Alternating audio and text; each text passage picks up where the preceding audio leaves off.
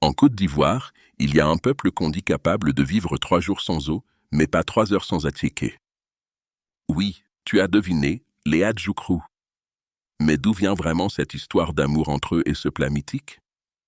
Partout dans le pays, on rigole en disant « Adjoukrou sans Attiéké, c'est comme poisson sans eau ».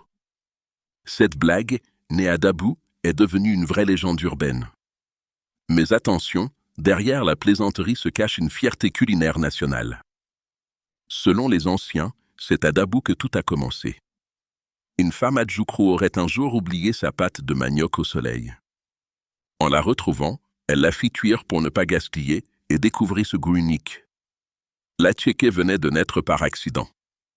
La vapeur du couscous forme dans l'air le mot Attiéké, auréolé d'une lumière dorée. Depuis ce jour, le manioc fermenté est devenu leur or blanc. Chez les Adjoukrous, l'Attiéké n'est pas qu'un repas, c'est un symbole de partage et d'unité. On dit que même au mariage, s'il n'y a pas d'Attiéké, les Adjoukrous rentrent fâchés. Et certains affirment qu'ils peuvent le manger sans boire d'eau. Aujourd'hui, l'Attiéké a dépassé les frontières de la lagune.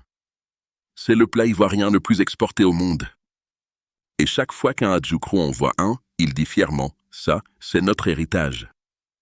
Alors oui, on peut rire en disant Adjoukrou égale Attiéké, mais au fond, c'est une belle histoire d'amour entre un peuple, sa terre et sa tradition.